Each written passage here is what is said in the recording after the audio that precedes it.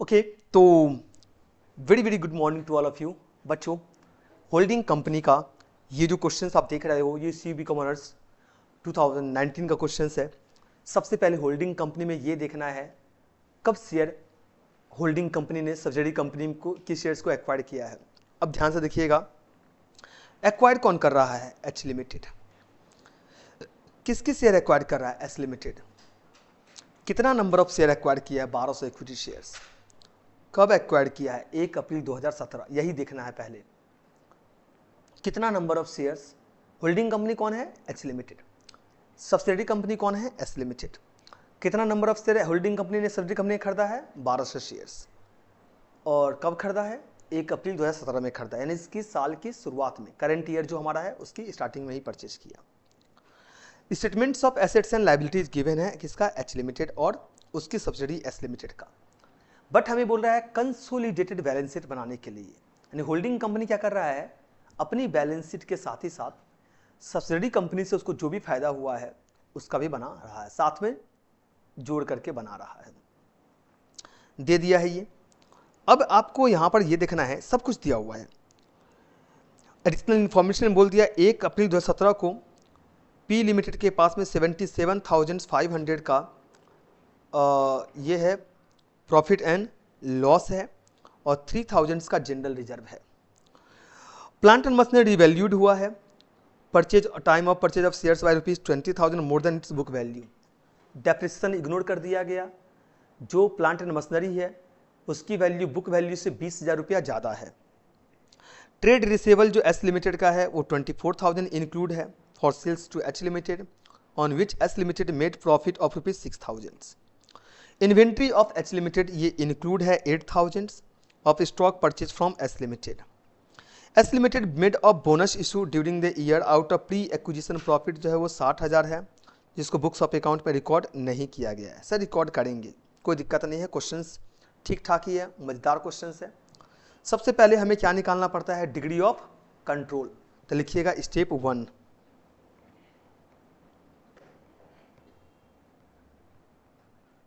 Degree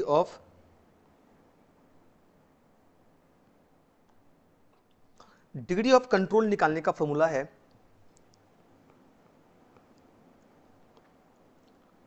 number of equity shares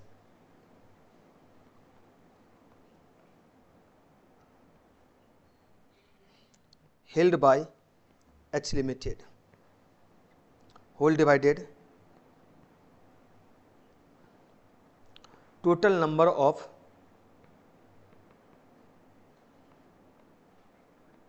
equity shares of S limited। अब total number of equity share S limited का कितना है ये देखिए ध्यान से। एस लिमिटेड की क्योंकि हम कैलकुलेशन जो कर रहे हैं वो ऑफकोर्स सब्सिडी कंपनी के ही पूरी की पूरी कैलकुलेशंस कर रहे हैं, क्योंकि सब्सिडी कंपनी से जो फायदा होल्डिंग कंपनी को होगा उसकी कैलकुलेशंस हो रहा है। सब्सिडी कंपनी के पास में 1,50,000 का इक्विटी शेयर कैपिटल था। एक शेयर का दाम 10 रुपया है, तो 1,50,000 को अगर हम 10 रुपये से डिवाइड करते हैं तो 15,000 शेयर्स निकलता है। क्या सॉरी 100 रुपया से डिवाइड करते हैं तो 1500 शेयर्स निकलता है। इसका मतलब क्या है? जो सब्सिडी कंपनी है उसके पास में टोटल नंबर ऑफ शेयर 1500 है। होल्डिंग कंपनी ने इसमें से 1200 शेयर एक्वायर कर लिया, 1200 शेयर्स एक्वायर कर लिया। तो ये हो गया 12/15। कॉमन कटेगा, 3 4 जा 12, 4 3 जा 12 और 5 3 जा 15, तो 4/5। तो होल्डिंग कंपनी का जो कंट्रोल है एच लिमिटेड का ये हो गया 4/5 इंटू 100, 4/5 इंटू 100 मतलब 80%। और एस लिमिटेड का जो हो गया ये हो गया 1/5 into 100।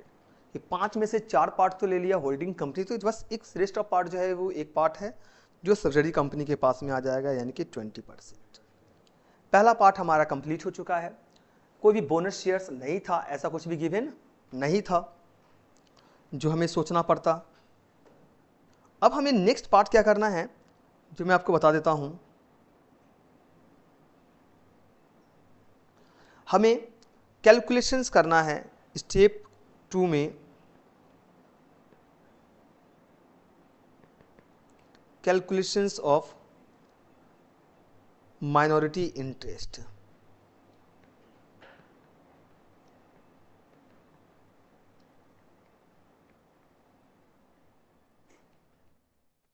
Calculations of minority interest.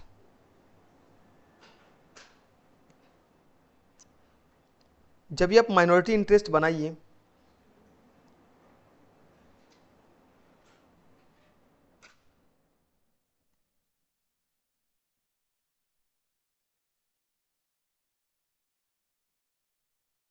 Particulars amount, H limited और एस लिमिटेड। सबसे पहले जो हमें कैलकुलेशंस करना पड़ता है यह है capital profit.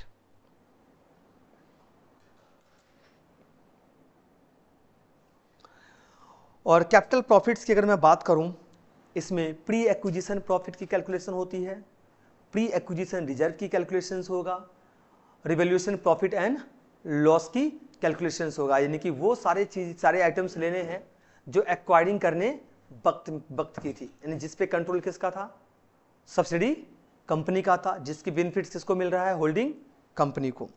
Sir capital profit में पहला आइटम जो हमारा आता है यह है pre acquisition profit. Pre acquisitions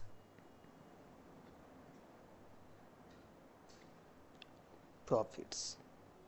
sir pre acquisition profit बता दो कितना है। जो ड्यूरिंग द ईयर में ओपनिंग पीरियड का जो बैलेंस होता है वही हमारा प्री एक्विजिशन प्रॉफिट होता है, और यह है 77,500। 77,500 क्या पे करते हैं इसे। अगर सब्सिडी कंपनी डिविडेंड डिक्लेयर किया है उसे हम माइनस करते हैं, बट ऐसा कुछ भी किया नहीं है। मैं रिपीट कर रहा हूं, सब्सिडी कंपनी ने डिविडेंड वगैरह डिक्लेयर नहीं किया है। उसके बाद थोड़ा सा देखते हैं क्वेश्चन में, नीचे में आइएगा। बोल रहा है एस लिमिटेड मतलब सब्सिडी कंपनी ने बोनस इशू किया है ड्यूरिंग द ईयर में। कहाँ से इशू किया है, प्री एक्विजिशन की जो फंड है ना उसको यूज किया है। कितना फंड यूज किया है, 60,000। तो आपको क्या कर देना है, सिंपल सा काम करना है, लेस कर देना है प्री एक्विजिशन, लेस कर देना है bonus shares.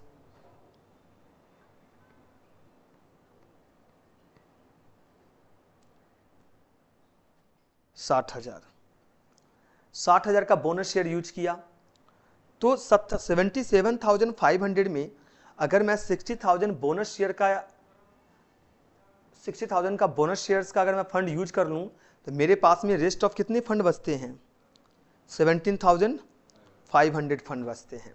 Got my points, 17,500 का फंड हमारे पास में बच रहा है। होप सो आपको यहां तक तो समझ में आ रहा होगा। कितना, 17,500। होप सो क्लियर है कि नहीं है सर। चलिए अब 17,500 को आप बांट दीजिए 80% में और 20% में। 14,000 मिल गया किसको, एच को, और 3,500 मिल गया आपका, 3,500 मिल गया एस लिमिटेड को।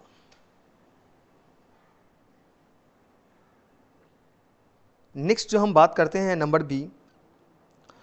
अब ये जो हमारा कैपिटल प्रॉफिट के बाद ये प्री एक्विजिशन प्रॉफिट के बाद जो है ये है प्री एक्विजिशन रिजर्व। क्या है, pre acquisitions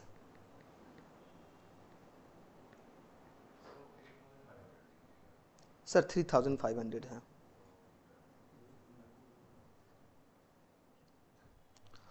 pre acquisition reserve की मैं बात करता हूं तो प्री एक्विजिशन रिजर्व जो है आपका 3,000 से।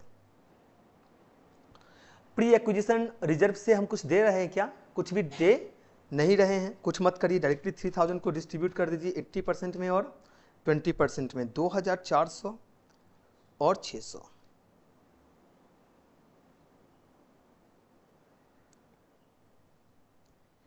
सर प्री एक्विजिशन के बाद जो नेक्स्ट आइटम आता है ये है प्रॉफिट ऑन रीवैल्यूएशंस। सर क्या क्लियर बताता हूँ, जब कंपनी को एक्वायर किया गया उसकी 1200 शेयर्स, उस वक्त में ना जो हमारा एसेट्स की कीमत था ना वो 20,000 रुपया ज़्यादा आंका गया। तो अगर किसी भी एसेट्स की वैल्यू उसकी बुक वैल्यू से ज़्यादा होता है उसे हम प्रॉफिट ऑन रिवैल्यूएशंस बोलते हैं, कम है उसे हम लॉस एंड रिवैल्यूएशंस बोलते हैं। क्वेश्चंस में अगर अंडर वैल्यूड बोल रहा है तो प्रॉफिट है, ओवर वैल्यूड बोल रहा है तो लॉस है।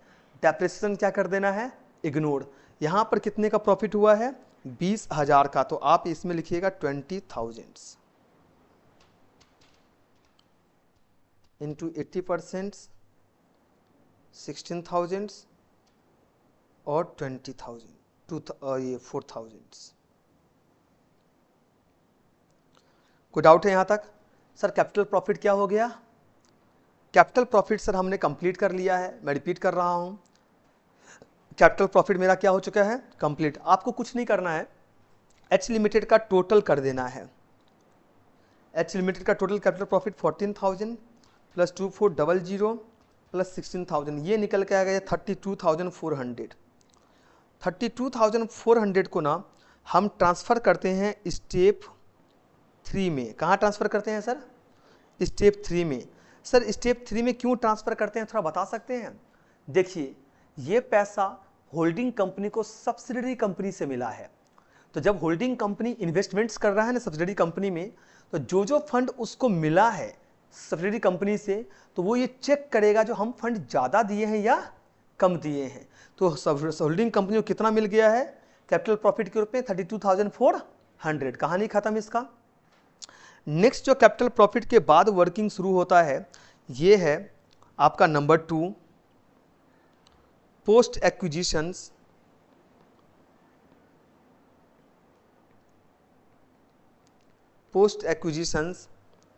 प्रॉफिट्स। जब पोस्ट एक्विजिशन प्रॉफिट लेंगे ना तो आप सबसे पहले लेंगे profit as per balance sheets of S limited.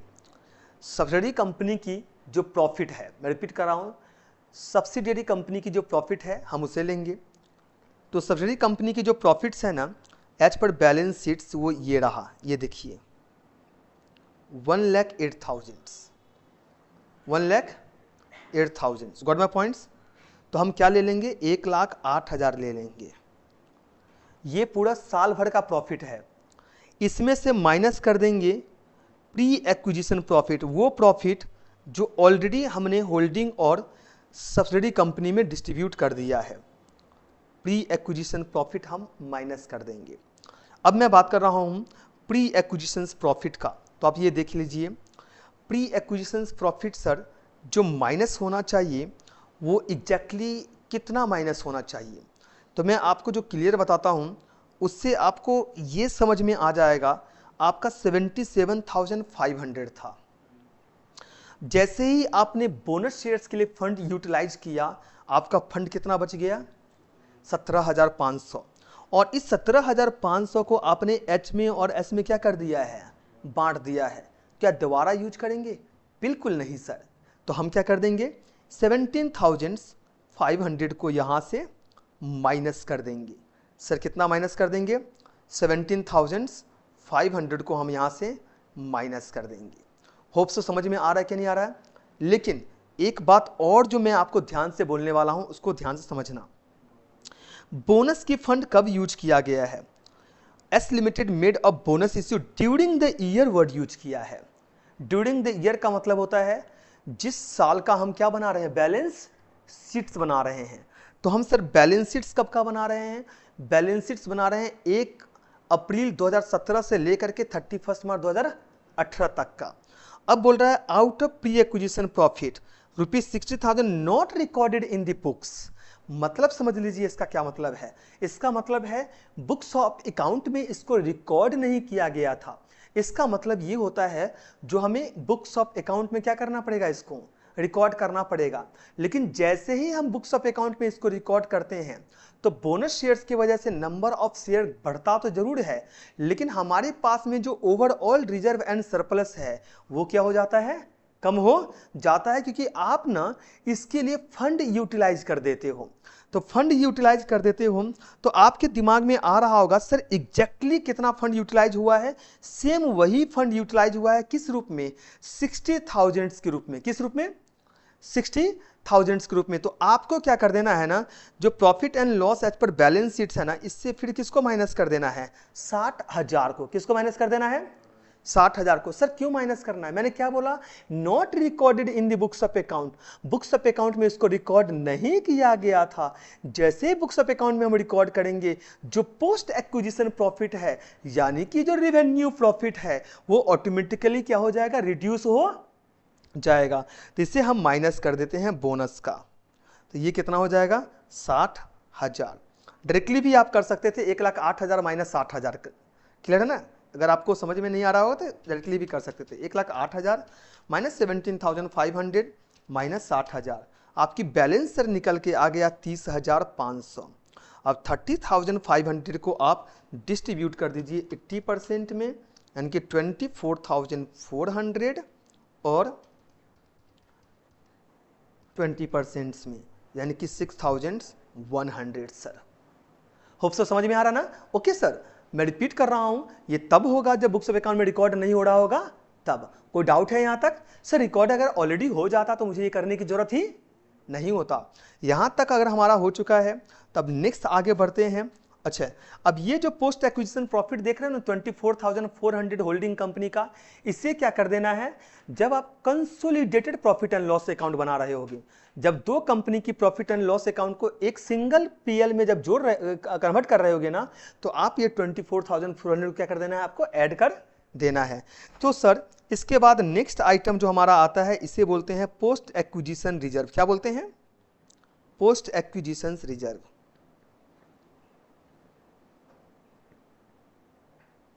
इसमें हम लिखेंगे reserve as per balance sheet of S limited, यानी कि ड्यूरिंग द ईयर में कितना रिजर्व है। Reserve as per balance sheet जो हमारा है ये 6,000 है, तो हम लिख लेते हैं 6,000।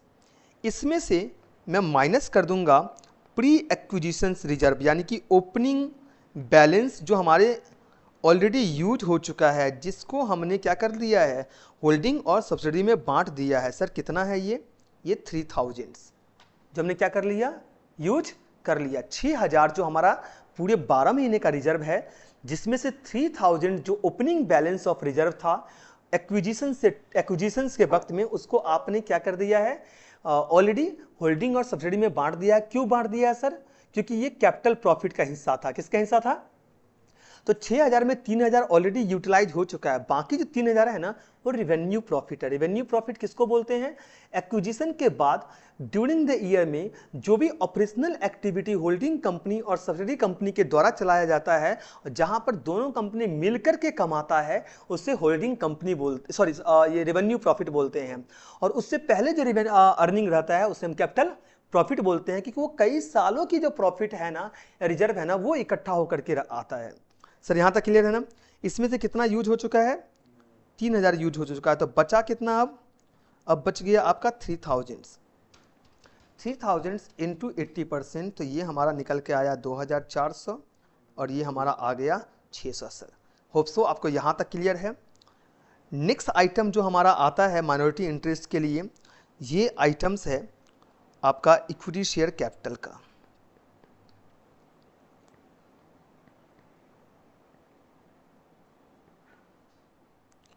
सर इक्विटी शेयर कैपिटल कितना है, ये देख लीजिए, 1,50,000 का है। सर कितना है, 1,50,000 का है। तो हम क्या लेते हैं, क्योंकि ये भी तो बटेगा ना, इसकी 80% पे कंट्रोल किसका हो जाएगा, होल्डिंग का, और 20% पे कंट्रोल रहेगा सब्सिडी का। तो हम इस पे कितना लिख देंगे, 1,50,000 था ना I think sir, 1,50,000। Sir bonus share declare किया है, बोनस शेयर जो डिक्लेयर किया है, ये इसकी वैल्यूएशन जो है वो 60,000 है। कितना है, 60,000। तो बोनस शेयर किसको मिलता है सर, इक्विटी शेयर होल्डर को मिलता है, जिससे उसकी जो कैपिटल है वो इंक्रीज हो जाती है। तो अगर आपको 60,000 रुपये का बोनस मिलता है, तो अब आपका जो इक्विटी शेयर कैपिटल होगा ये हो जाएगा 2,10,000 का। अब 2,10,000 का 80% जो हमारा है ना, उसकी मालिक हो जाएगा होल्डिंग कंपनी, यानी कि 1,68,000 होल्डिंग कंपनी के पास में जाएगा, और 2,10,000 का 20% जो है ये सब्सिडी कंपनी के पास में जाएगा।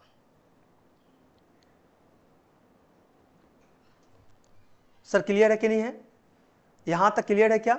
ओके, जब ये क्लियर हो गया तो अब आपका यहां तक मैंने पूरा समझा दिया है। अब आप टोटल जो निकालोगे ना एस लिमिटेड का, उसे हम माइनॉरिटी इंटरेस्ट बोलते हैं। माइनॉरिटी इंटरेस्ट छोटा भाई बहन होता है। भैया आपके पास में भी बुद्धि का कमी है, इसलिए अब बैलेंस शीट की लायबिलिटी साइड में ना जो हमारा ये है करेंट लायबिलिटी से पहले और रिजर्व एंड सरप्लस के बाद हम आपको जगह दे रहे हैं, बैठ के सिर्फ आप सुनिए क्या करना है क्या नहीं करना है। बोर्ड में कृपया करके क्या मत लीजिएगा, डिसीजंस मत लीजिएगा, वो हमारे ऊपर छोड़ दीजिए क्या काम करना है क्या नहीं करना है। तो माइनॉरिटी इंटरेस्ट का जगह सिर्फ वहीं तक है, तो हम लोग लिखते हैं टोटल माइनॉरिटी इंटरेस्ट।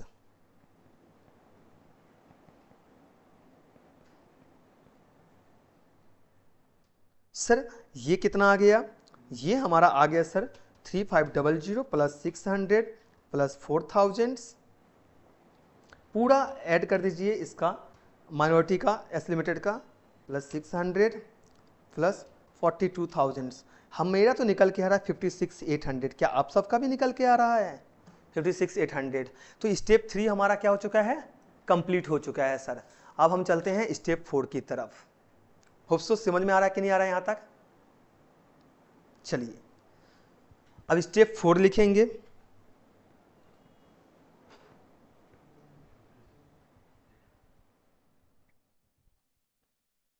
सर ये स्टेप 4 में जाएगा ना?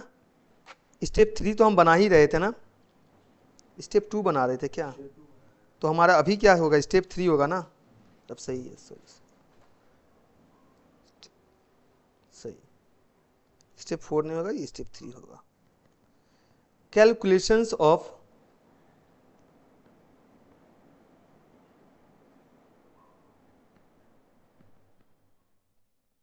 Goodwill and capital reserve.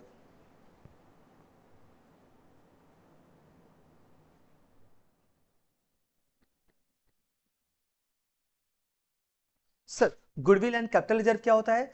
Holding company ने जितना number of share subsidy company से एक्वायर किया और उसके बदले में जो पे किया, उसे हम इन्वेस्टमेंट्स बोलते हैं। और ये इन्वेस्टमेंट्स कहां दिखाई देता है? नॉन करेंट इन्वेस्टमेंट्स में दिखाई देता है। Got my points? इसके बदले में होल्डिंग कंपनी को जितना भी सब्सिडी कंपनी से फंड वगैरह मिला है ना, उससे माइनस करके हम ये चेक करने की कोशिश करते हैं जो ज्यादा दिए हैं या कम दिए हैं। अगर रिजल्ट पॉजिटिव में आता है इसका मतलब गुडविल है, अगर रिजल्ट निगेटिव में आता है इसका मतलब कैपिटल रिजर्व है। पॉजिटिव ये डिक्लेयर करता है जितनी होल्डिंग सब्सिडी कंपनी को मिलना चाहिए था उससे ज़्यादा मिल गया, इसलिए हम उसे गुडविल के रूप में ट्रीट करते हैं और उसको हर साल प्रॉफिट एंड लॉस से क्या करते हैं? राइट ऑफ करते हैं। और अगर कम उसको दिए हैं, नेगेटिव ये डिक्लेयर करता है जो हमने उसको कम दिया है, इसे हम कैपिटल रिजर्व के रूप में ट्रीट करते हैं, ताकि फ्यूचर में जब भी इक्विटी शेयर्स या बायबैक करना हो, चाहे आपका किसी भी प्रेफरेंस शेयर्स को रीपेमेंट करना हो, तो आप उस फंड को यूज कर सको, या किसी भी वक्त में जब सिचुएशन ऐसा आ जाए जब फंड को यूज करना हो तो आप उसको यूज कर सकते हैं। सर इसमें सबसे पहला आइटम क्या आता है? इन्वेस्टमेंट्स जो सब्सिडी कंपनी में होल्डिंग कंपनी ने किया है वो आ जाएगा। तो लिखिएगा आप इन्वेस्टमेंट्स इन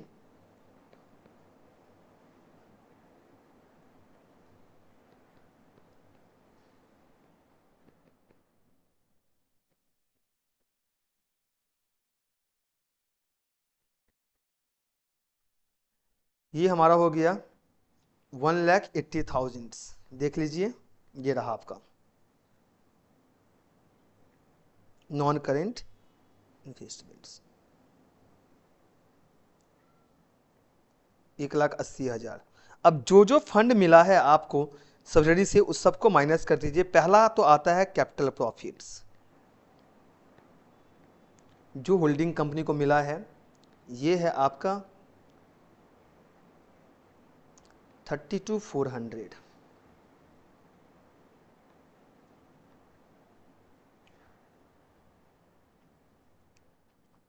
सर क्लियर है ना? इसके बाद हम क्या लेते हैं, डिविडेंड। जो डिविडेंड किसने डिक्लेयर किया था, सब्सिडरी कंपनी ने, और रॉन्गली क्रेडिट कौन कर दिया है, होल्डिंग कंपनी। बट यहां पर आएगा क्या कि डिविडेंड है, यहां पर है नहीं। तो नेक्स्ट आइटम क्या आता है, फेस वैल्यू। क्या फेस वैल्यू क्या इंडिकेट करता है, फेस वैल्यू ये इंडिकेट करता है जो शेयर्स की ओरिजिनल प्राइस कितनी होनी चाहिए। तो फेस वैल्यू, तो आप मेरे को इतना बताओ, total number of equity shares कितना था, total number of equity shares जो हमारा था, total number of equity shares जो था वो 1500 था। कितना था, और एक शेयर की कीमत कितना था, 100 रुपया था। क्लियर है ना सर। 1,50,000 रुपये का शेयर कैपिटल था सब्सिडरी कंपनी का। अब बोनस शेयर्स कितना था, सो पहले बताओ, बोनस शेयर कितना डिक्लेयर किया है, 60,000। तो अगर मैं बोलूं जो 60,000 का बोनस शेयर कैपिटल था, तो और एक शेयर का दाम कितना है, 100 रुपया है।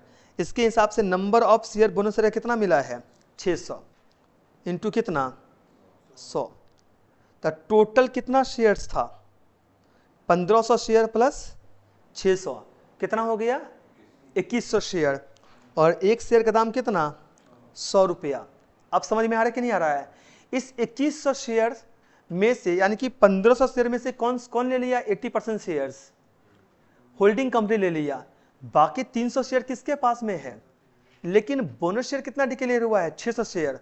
इस 600 शेयर का भी 80% शेयर किसके पास में जाएगा, तो होल्डिंग के पास में कितना ऑलरेडी आ चुका है, 1200 शेयर्स। कितना आ चुका है, सॉरी 1200 शेयर आ चुका है कि नहीं आ चुका है सर, और कितना आ गया, 600 का 80% कितना, 480। तो टोटल होल्डिंग कंपनी में कितना आ गया, ये 1680। अब समझ में आ रहा है कि नहीं आ रहा है। एकदम सिंपल वर्ड में समझा रहा हूं, घबराना नहीं है, एकदम बहुत आसान है। मेरे को बताओ शेयर कैपिटल कितना है, 1,50,000 एस लिमिटेड का है। इसको नंबर ऑफ शेयर में कन्वर्ट करेंगे, कितना शेयर होगा, 1500। कितना शेयर बोनस शेयर कैपिटल कितना है, 60,000 है। एक शेयर का फेस वैल्यू कितना, क्योंकि जब भी अभी हम कैलकुलेशन करते हैं नंबर ऑफ शेयर तो फेस वैल्यू के हिसाब से होता है। तो बोनस शेयर कितना, 600।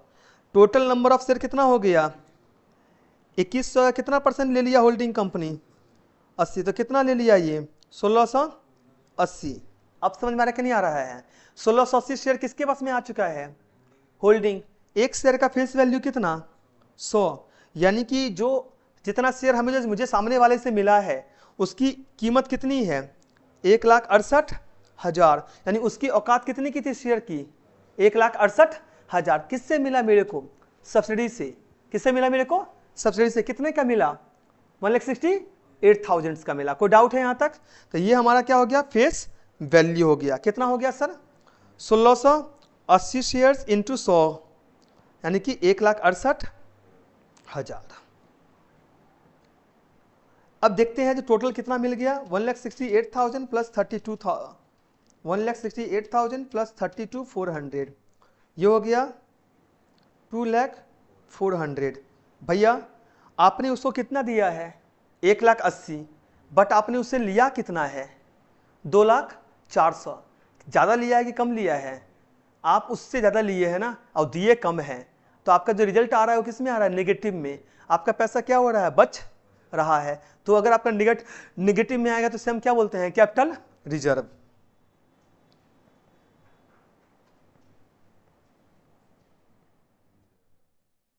कितना, 20,400। Step 3 sir clear. तो हमारा स्टेप 3 जब हो जाता है तो हम किधर प्रस्थान करेंगे, स्टेप 4। सर स्टेप 4 किसकी बात करता है, स्टेप 4 बात करता है unrealised profit on closing stocks. मैं रिपीट कर रहा हूं सर, स्टेप 4 किसकी बात करता है, ओके 20,600 होगा। आर यू श्योर ना, 1,80,000 माइनस 20,400, हाँ सही है।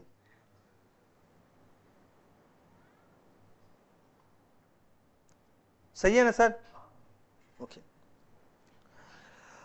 चलिए यहां तक क्लियर है कि नहीं है। नेक्स्ट है अनरियलाइज प्रॉफिट्स। सर मैं सिंपल सा लैंग्वेज में समझा रहा हूं, इसको थोड़ा ध्यान से समझ लेना। एक लाइन बोला है यहां पर, और क्या बोल रहा है ये पहले सुनिए। बोल रहा है trade receivable of S limited. Trade receivable में दो आइटम आता है, एक आता है डेबिटर, दूसरा आता है बिल्स रिसीवेबल। जब भी हम किसी को सामान उधार में बेचते हैं ना तो उसे हम डेबिटर बोलते हैं, और जब उससे हम उस बिल, जब उसके द्वारा बिल एक्सेप्ट किया जाता है और बिल पे साइन किया जाता है तो उसे हम बिल्स रिसीवेबल बोलते हैं। क्या बोलते हैं? Bill receivable. From sales to H limited on which H limited made a profit of ₹6,000। Inventory H limited का include 8,000 of stock purchase from H limited. Amount of goods sold by H limited to H limited. कितने का amount से bill बेचा गया है? Sir बेचा गया है कितने का? 24,000 का, ऑफ विच एच लिमिटेड। जिस 24,000 का प्रोडक्ट बिका है जिसमें से 6,000 का प्रॉफिट्स है। मैं रिपीट कर रहा हूं, थोड़ा लैंग्वेज को समझना। 24,000 का प्रोडक्ट उधार में बिक्री सेल किया गया, जिसमें कितने का प्रॉफिट है? 6,000 का है। इस 24,000 में at the end of the year में एक्विजिशन के बाद सिर्फ 8,000 का ही सामान जो है ना ये स्टॉक्स में पड़ा हुआ है। अगर 24,000 रुपए के सामान पे 6,000 का प्रॉफिट होगा तो 8,000 का जो स्टॉक में पड़ा हुआ है क्या ये सेल हुआ है क्या? अगर ये सेल नहीं हुआ तो इसके ऊपर भी हमारा क्या है? प्रॉफिट है। तो क्या ये प्रॉफिट रियलाइज हुआ? ये प्रॉफिट रियलाइज नहीं हुआ। जब ये प्रॉफिट रियलाइज नहीं हुआ तो इसे ही हम बोलते हैं अनरियलाइज प्रॉफिट ऑन स्टॉक्स। क्या बोलते हैं? Unrealised profit on stocks. तो 24,000 में अगर मेरा 6,000 का प्रॉफिट है तो जो सामान नहीं बिका है उसमें कितने का प्रॉफिट होगा? अब आपके दिमाग में आएगा सर इसको क्यों कैलकुलेट कर रहे हैं? दो रीजंस है। प्रॉफिट जब हम ये करते हैं, कैलकुलेट करते हैं, तो हम एक्रूअल बेसिस पे भी करते हैं और कैश बेसिस पे भी करते हैं, जबकि ये जो प्रॉफिट है ना वो कैश में कन्वर्ट नहीं हुआ है। Got my points? तो जिसकी वजह से मेरा प्रॉफिट क्या हो जाएगा? कम हो जाएगा। दूसरी बात, जो स्टॉक्स होता है ना वो कभी भी सेलिंग प्राइस में रिकॉर्ड नहीं होता है। स्टॉक हमेशा कॉस्ट प्राइस में रिकॉर्ड होता है, और ये प्रॉफिट जो निकल के आता है ना ये कॉस्ट प्लस प्रॉफिट बनकर सेलिंग प्राइस में कन्वर्ट होता है।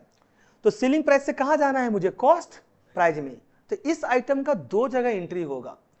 पहला तो क्या होगा, जो हमारा कंसोलिडेटेड प्रॉफिट एंड लॉस होगा उसमें हमें इस प्रॉफिट को कम कर देना है जितना से अनरियलाइज प्रॉफिट रहेगा। दूसरा हमें स्टॉक से माइनस कर देना है। किससे माइनस कर देना है? स्टॉक से माइनस कर देना है। कोई डाउट सर? सर पूरा क्लियर है कि नहीं है? अब निकलेगा कैसे? अब ऐसा यहां पर तो 20% दिया नहीं है। जो 25% है तो 20% ऑन सेल से ले लेंगे, ऐसा मैंने आपको बताया हुआ है बाकी लेक्चर्स में। अब इसकी कैलकुलेशन कैसा हो जाएगा? इसका कैलकुलेशन सिंपल इस तरीके से होगा बच्चों। हम यहां पर लिखेंगे unrealised profit on closing stocks of H limited, क्योंकि एक्वायर कर गया ना, एक्वायर कर गया तो स्टॉक्स पे तो प्रॉफिट अभी तक रियलाइज हुआ नहीं है। हम लिखेंगे 6,000 डिवाइडेड बाय 24,000, यानी 24,000 रुपया का जो सामान बेचे थे उसके लिए 6,000 का प्रॉफिट हुआ था। तो जो सामान नहीं बिका है उसके लिए कितने का अनरियलाइज प्रॉफिट है? 6,000 डिवाइड बाई 24,000 इंटू 8,000, यानी कि 2,000 का प्रॉफिट अभी भी अनरियलाइज्ड है। 2,000 का प्रॉफिट क्या है अभी आपका? अनरियलाइज्ड है। सर कोई डाउट है यहां तक? सर 2,000 की प्रॉफिट अभी भी क्या है आपका? अनरियलाइज्ड है। होप्स तो अब आपको समझ में आ रहा होगा। अब क्या करना है, आप जब भी टोटल एसेट्स एंड लायबिलिटी जब अभी बनाएंगे तो उसमें ये याद रखिएगा, जो भी आपका ट्रेड रिसीवेबल होगा यानी कि डेटर होगा और क्रेडिटर्स होगा, उसमें से सेट ऑफ कर दीजिएगा 24,000 का। सर क्यों सेट ऑफ करते हैं? सिंपल वर्ड में समझना। 1,500 शेयर है होल्डिंग सब्सिडी कंपनी के पास में, जिसमें से 1,200 शेयर कौन ले लिया है? जिसमें से 1,200 शेयर ले लिया है होल्डिंग कंपनी। तो अब इनकी जो डेटर और क्रेडिटर्स होंगे वो आपस में म्यूचुअल इंडेप्टेडनेस करेंगे, यानी आपसे सहमति से सेट ऑफ करेंगे। ये वही वाला कहानी हो गया, डेटर को जितना पे करना है वो जाके किसको पे कर देगा, क्रेडिटर्स को पे कर देगा। तो कितने का उधार का सामान था, 24,000। ये डेटर से भी 24,000 माइनस होगा और क्रेडिटर से भी 24 माइनस होगा। That is set of between debtors and creditors, यानी कि trade payable and trade receivable 24,000। और ये जो अनरियलाइज प्रॉफिट 2000 निकला है, ये स्टॉक से भी माइनस हो जाएगा और साथ ही साथ किससे माइनस हो जाएगा, प्रॉफिट एंड लॉस से माइनस हो जाएगा। यानी कि इसका इतने जगह पे हम काम करेंगे। कोई डाउट है यहां तक सर? इसके बाद नेक्स्ट जो हमारा स्टेप आता है, ये आता है स्टेप 5। क्या आता है? स्टेप 5 आता है। तो लिखिएगा स्टेप 5।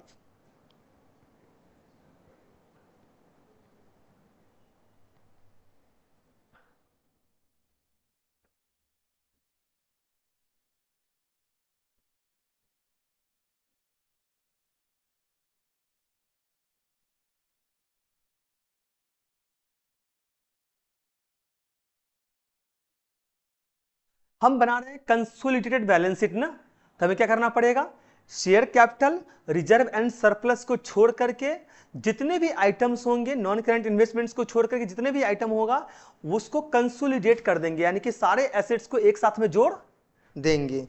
तो ये हमारा पार्टिकुलर्स हो गया।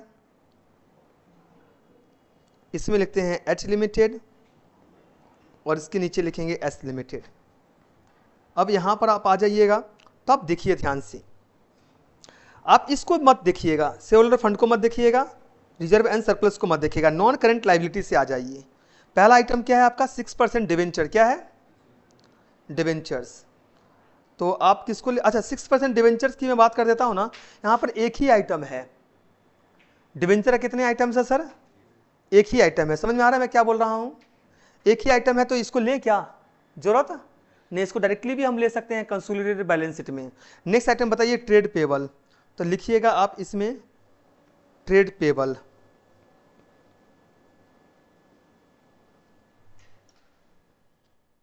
ट्रेड पेबल कितना है? होल्डिंग कंपनी का है 1 लाख और सब्सिडरी कंपनी का 44,300। 1 लाख एंड 44,300। नेक्स्ट बताइए, इसके बाद है property plant and equipments. Property plant and equipment में सर मैं आपको बताना चाहता हूं, और लैंड एंड बिल्डिंग है, उसके बाद आपका प्लांट एंड मशीनरी है, फर्नीचर एंड फिक्चर्स है, और तीनों का तीनों ना टेंजिबल एसेट्स है। तीनों का तीनों क्या है? टेंजिबल एसेट्स है। तो हम एक काम करते हैं, इन तीनों को हम एक साथ में भी ले सकते हैं कि नहीं ले सकते हैं, कि हमें लिखना क्या है कंसोलिडेटेड में, बैलेंस शीट में हमें property plant and equipment word use करना है ना। तो हम एक काम करते हैं, यहां पर लिख देते हैं पीपीई। क्या लिखते हैं? Property plant and equipment. तो लिखिए property plant and equipment, bracket में लिख दीजिएगा टेंजिबल एसेट्स, समझ में आ जाएगा। होल्डिंग कंपनी का एक काम करिए, होल्डिंग कंपनी का land and building, plant and machinery, furniture and fixture तीनों को ऐड कर दीजिए। 3,56,000 प्लस 1,40,000 प्लस 3,76,000, 8,72,000 आ गया। फिर क्या करिए, सब्सिडरी कंपनी का तीनों आइटम को ऐड कर दीजिए। 70,000 प्लस 91,300 प्लस 40,000, ये हमारा आ गया 2,01,300। प्रॉपर्टी प्लांट एंड इक्विपमेंट भी क्या हो गया, खत्म हो गया। सर अभी खत्म हुआ नहीं है, इसमें कुछ एडजस्टमेंट्स भी करना पड़ेगा, जैसे मैं अभी बता रहा हूं। नेक्स्ट अब आ जाइए, अच्छा नॉन करंट इन्वेस्टमेंट का कोई मतलब बनता है क्या? ये already calculation of goodwill and capital reserve में हमने कैलकुलेट कर लिया है। अब नेक्स्ट आते हैं इन्वेंट्री। चलिए इन्वेंट्री का ना एक सेपरेट कॉलम बनाएंगे, क्योंकि हमारा ना unrealised profit on closing stocks है, इसलिए मैं चाहता हूं जो इसका आप सेपरेट ही कॉलम बनाओ। इन्वेंट्री, होल्डिंग और सब्सिडी का इन्वेंट्री कितना है? ये है 1,36,000 और 50,400, 1,36,000 और 50,400। नेक्स्ट है ट्रेड रिसीवेबल 2 लाख और सब्सिडरी कंपनी का 70,000। तो ट्रेड रिसीवेबल का कॉलम बना लेते हैं। ट्रेड रिसीवेबल्स 2 लाख एंड है सर 70,000।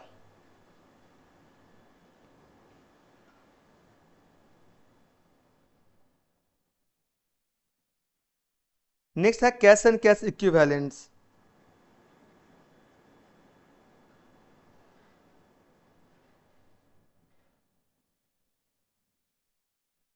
ये है 12,000 और 10,400।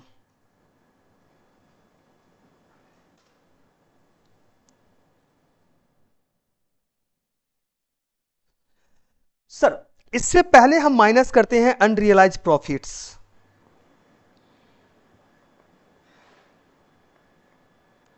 इन्वेंट्री से जो माइनस होगा अनरियलाइज प्रॉफिट्स, ये है आपका 2000। सर ये तो कैलकुलेशन हो गया।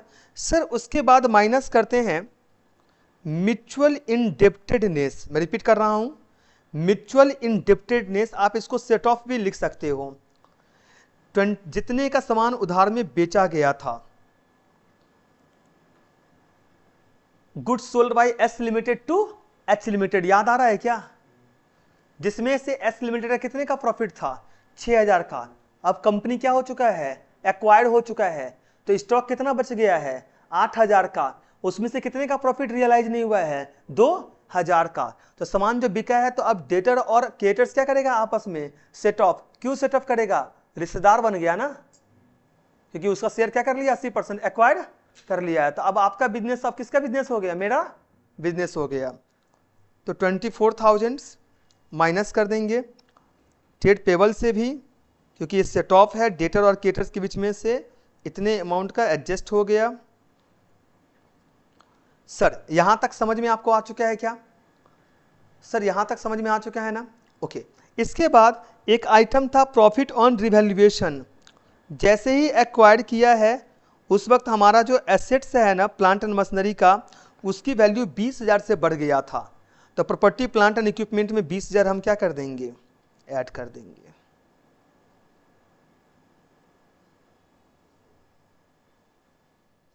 हमने सारे आइटम्स ले लिए हैं। मैं रिपीट कर रहा हूं, हमने सारे आइटम्स क्या कर लिए हैं? ले लिए हैं। अब चलिए इसका कैलकुलेशंस कर देते हैं। 1 लाख प्लस 44,300 माइनस 24,000। आपका फर्स्ट वाले का आ गया 1,68,300। दूसरा 8,72,000 प्लस 2,01,300 प्लस 20,000, ये आपका आ गया 1,09,330। 1,36,000 प्लस 50,400 माइनस 2,000, 1,84,400। फिर 2 लाख प्लस 70,000 माइनस 24,000,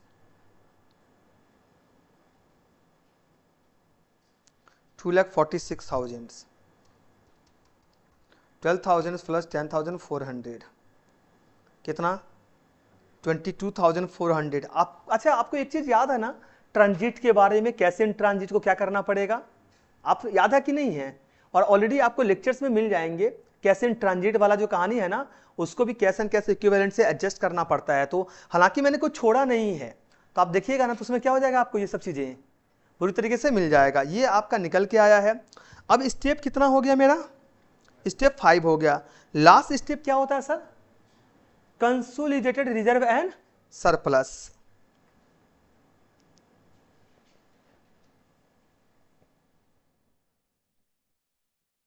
कंसोलिडेटेड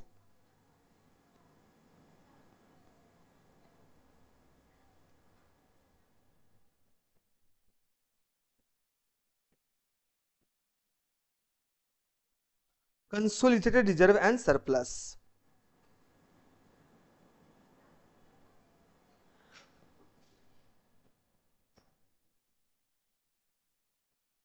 सबसे पहला आता है profit and loss of H limited, यानी कि होल्डिंग कंपनी का पीएल ले लेते हैं पहले। बैलेंस शीट में जाकर के देखेंगे कितना प्रॉफिट एंड लॉस है। ये रहा 3,60,000।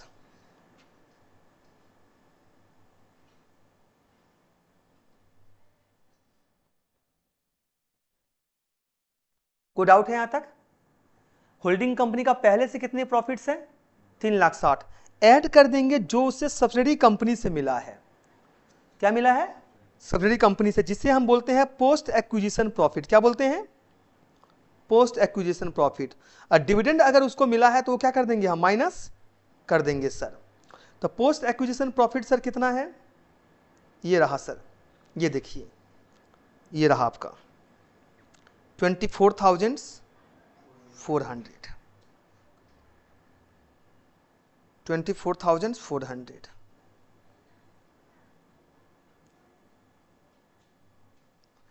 24,400।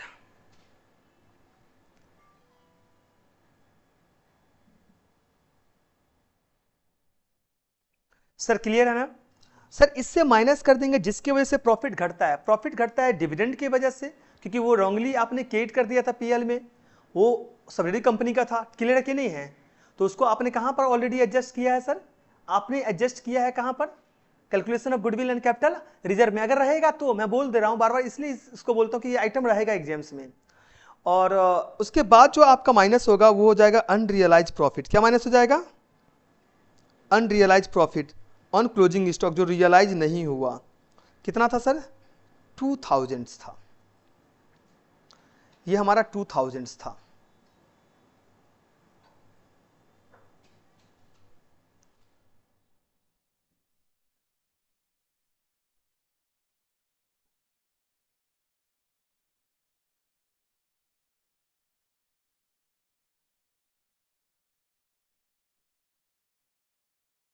सर क्लियर है क्या? गलती से प्रॉफिट और डिवैल्यूएशन वगैरह को मत लेना सर। मैं कंसोलिडेटेड पीएल बना रहा हूं, यानी कि ये वो पीएल है जो पोस्ट एक्विजिशन का है। सर किसका है? कैपिटल प्रॉफिट का हो चुका है, प्री का मैंने सारा काम खत्म कर दिया है। बस इसका बैलेंस निकालो सर। 3,60,000 plus 24,400 minus 2000। सर ये कितना आ गया? 3,82,400 सर आ गया। सब आप सबका भी सर यही आ रहा है ना? नेक्स्ट, अब रिजर्व एंड सरप्लस में नेक्स्ट आइटम क्या है sir? Reserve of H limited. Holding company का रिजर्व देखिए बैलेंस शीट्स में, ये रहा सर। जनरल रिजर्व आपका 3,40,000 है।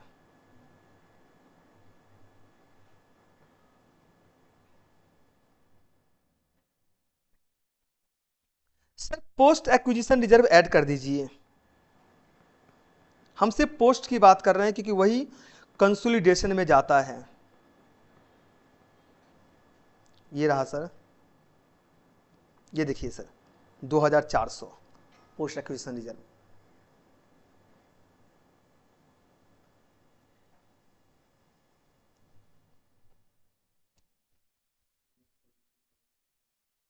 $3,42,400। सर एक और आइटम था कैपिटल रिजर्व, जो स्टेप 3 में आपका निकला था।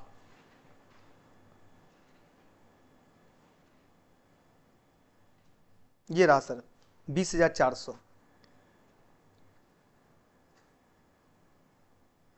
तो सर ये टोटल हमारा आ जाएगा 3,82,400 प्लस 3,42,400, 3,82,400 प्लस 3,42,400 प्लस 20,400।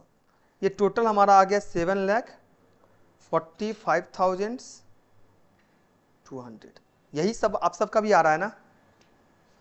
7,45,200 हमारा खत्म हो गया यहाँ तक। अब हमें क्या करना है? नेक्स्ट कंसोलिडेटेड बैलेंस शीट बनाना है। कंसोलिडेटेड बैलेंस शीट बनाना है तो हेडिंग दीजिएगा, लिखिएगा। अच्छा ये कौन बना रहा है? ये सर होल्डिंग कंपनी बना रहा है। किसके साथ में बना रहा है? सब्सिडी कंपनी के साथ में बना रहा है। मतलब दो बैलेंस शीट वो किसमें कन्वर्ट कर रहा है?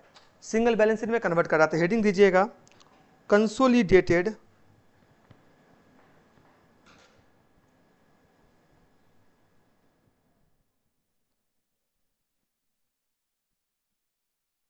Balance sheet of H limited and it's subsidiary S Limited as on 31st March.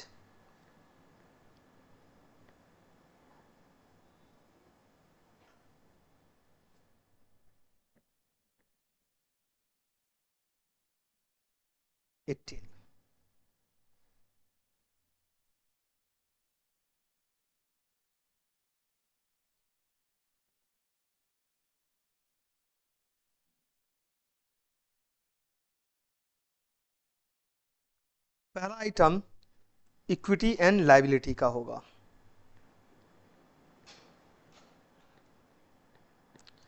Equity and liability में जो हमारा पहला आइटम आता है ये है शेयर होल्डर फंड, और शेयर होल्डर फंड में हमारा पहला आइटम आता है ये है शेयर कैपिटल, और शेयर कैपिटल के अंदर आता है equity share capital and preference shares Capitals. अब देखते हैं क्या दिया हुआ है, और यहां पर हम सिर्फ होल्डिंग कंपनी का लेते हैं, सब्सिडरी कंपनी का नहीं लेते हैं। Got my point? उसकी इन्वेस्टमेंट जो फेस वैल्यू का था वो ऑलरेडी हो चुका है, उसका सिर्फ माइनॉरिटी इंटरेस्ट आएगा और कुछ नहीं आएगा। अब बताइए इक्विटी शेयर कैपिटल कितना है? 5 लाख, और प्रेफरेंस शेयर कैपिटल कितना है? 1 लाख। इन दोनों को जोड़ेंगे तो कितना आ जाएगा हमारा? ये हमारा आ जाएगा 6 लाख। कितना आ जाएगा? 6 लाख। शेयर कैपिटल हमारा हो गया 6 लाख। बोलेंगे सर इसका वर्किंग करना जरूरी है क्या? नहीं, ऐसा कुछ भी नहीं है। जो मेरा मेन काम था हो गया, क्योंकि होल्डिंग कंपनी का बैलेंस शीट बनाने के लिए हमें सिर्फ कितने मार्क्स मिलते हैं? 3 मार्क्स मिलते हैं। कितने मार्क्स मिलेंगे? सिर्फ 3। फिर नेक्स्ट आपका आता है reserve and surplus.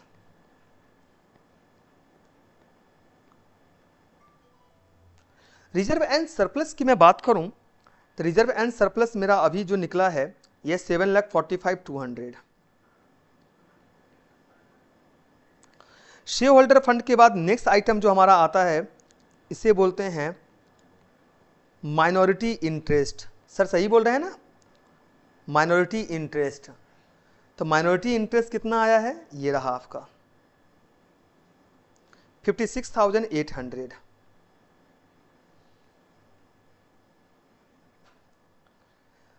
Next item sir जो आता है इसे बोलते हैं non current liability.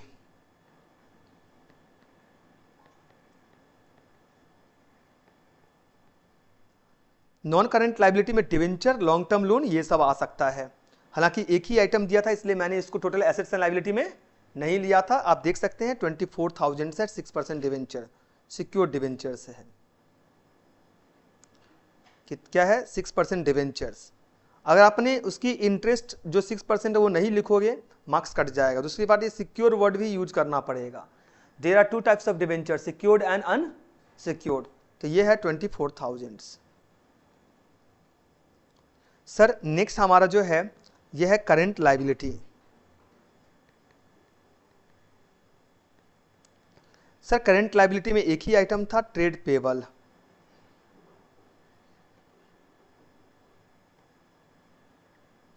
Sir trade payable जो आपका निकला था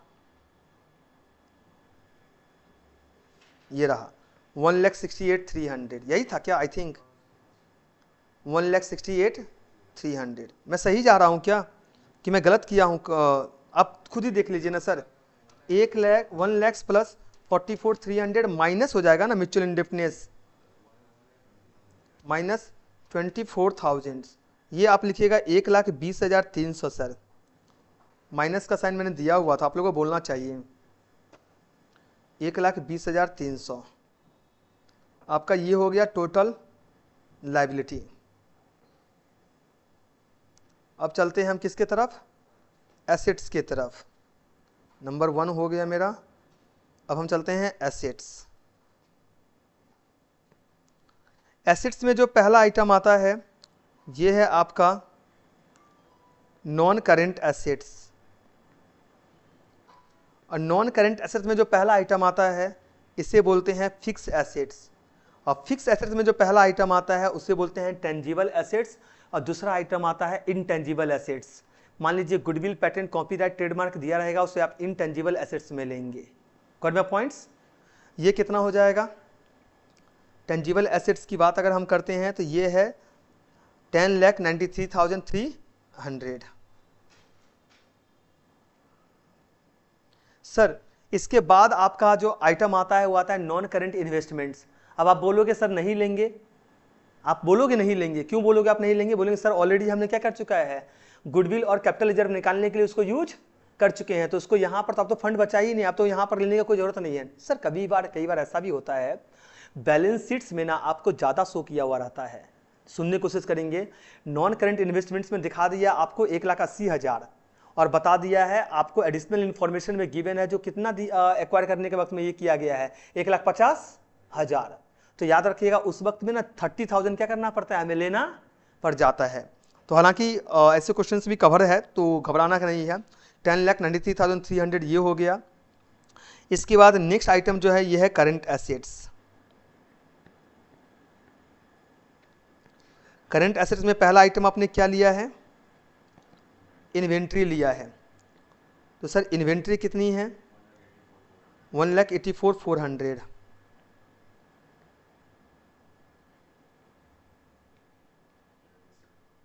trade receivable 2,46,000। Cash and cash equivalents 22,400। अब इक्वल कर दीजिए, 6 lakh plus 7,45,200 plus 56,800 plus 24,000 plus 1,20,300 15,46,300 15,46,300। Next 10,93,300 plus 1,84,400 plus 2,46,000 फिर 22,400। 200 रुपया घपला हो रहा है क्या, चोरी हो गया क्या 200 रुपया? इन्वेंट्री 1,84,400 देख लेते हैं।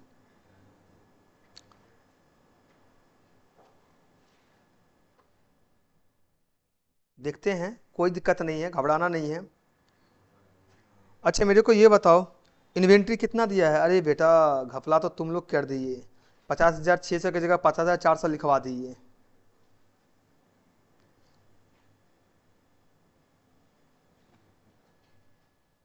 ये हो गया 50,600, ये हो जाएगा 1,84,600। सर क्लियर है, 1,84,600। अब यहाँ पर लिख लीजिएगा 1,84,600, ये आ गया 154,6300 154,6300 टोटल।